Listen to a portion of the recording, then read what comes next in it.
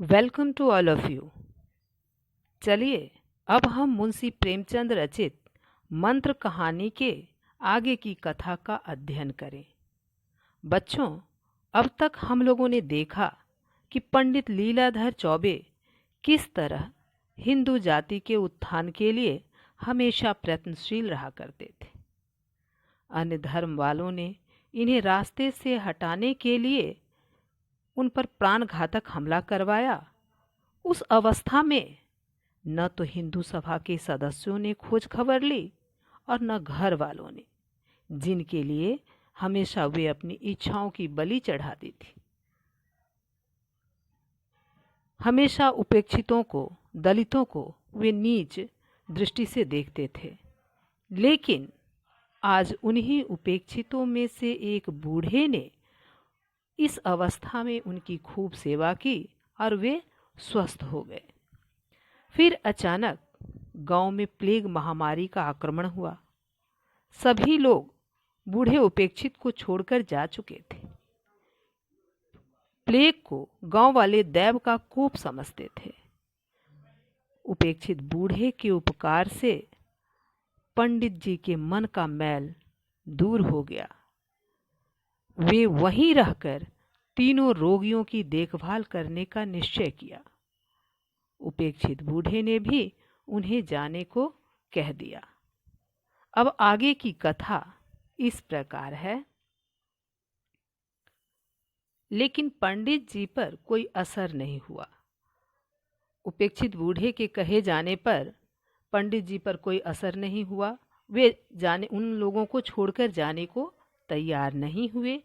वह बारी बारी से तीनों रोगियों के पास जाते और कभी उनकी गिल्टियाँ सेकते, कभी उन्हें पुराणों की कथाएं सुनाते। वो बारी बारी से तीनों रोगियों के पास जाकर के उनकी गिल्टी सेकते और कभी वेद पुराण धार्मिक कथाओं को सुनाते। जब 3 दिन सेक बांध करने पर भी रोगियों की हालत नहीं संभली तो पंडित जी को बड़ी चिंता हुई। अब जब इतनी सेवा सत्कार के बाद भी वो तीनों रोगी भले चंगे नहीं हो रहे थे तो पंडित जी बहुत ही दुखी हुए। शहर वहाँ से 20 मील पर था। वह अकेले शहर को चल दिए और 10 बजते बजते वहाँ जा पहुँचे। अस्पताल से दवा लेने में बड़ी कठिनाई का सामना करना पड़ा।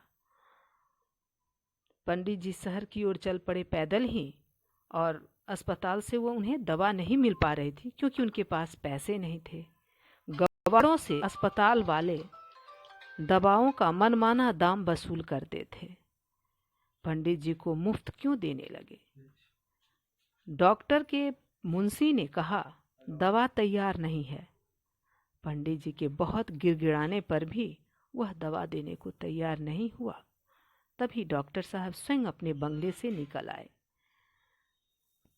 गवारों से, चूंकि गांव से आए हुए थे पंडित जी, तो लोग उनको गवार जान करके उनसे दवा मनमाना दाम वसूलना चाहते थे। पंडित जी को वो तो देख करके मुफ्त में दवा देना नहीं चाह रहे थे। डॉक्टर के मुंशी ने कहा दवा तैयार ही नहीं है। पंडित जी के बहुत गिड़गिड़ाने पर भी वह मुंशी दवा देने को तैयार नहीं हुआ। तभी डॉक्टर साहब अपने बंगले से निकल आए।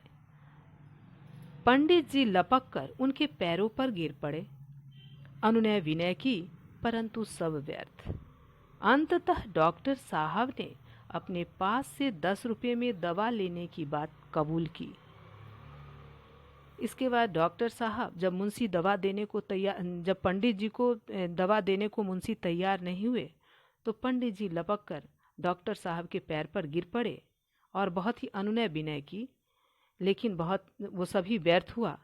अंत में डॉक्टर साहब ने अपने पास से 10 रुपये में दवा देने की बात कबूल की। इस समय पंडित जी को 10 रुपये 10 लाख जान पड़े। इतने रुपये कभी एक दिन में उड़ा दिया करते थे, पर इस समय तो धेले धेले को मोहताज थे। भिक्षा के सिवा दूसरा कोई उपाय नहीं था और भिक्षा उन्होंने कभी मांगी नहीं थी। जब डॉक्टर ने उन्हें 10 रुपये की दवा देने की बात स्वीकार की तो पंडित जी को वह 10 रुपये भी 10 लाख जान पड़ा। और वो इतने पैसे को तो वो कभी समझते ही नहीं थे, उड़ा दिया करते थे। लेकिन अभी तो धेले धेले के मोहताज थे और भिक्षा मांगने के सिवा अब उनके पास कोई रास्ता नहीं था। अब आगे की कथा अगली कक्षा में। गृह कार्य नोट करें। प्लेग बीमारी को लोग देवता का कोप क्यों समझते थे? दूसरा प्रश्न, गांव के लोग रोगियों को छोड़कर क्यों भाग गए? लास्ट क्वेश्चन, पंडित जी को 10 रुपये 10 लाख क्यों जान पड़े? आज के लिए इतना ही।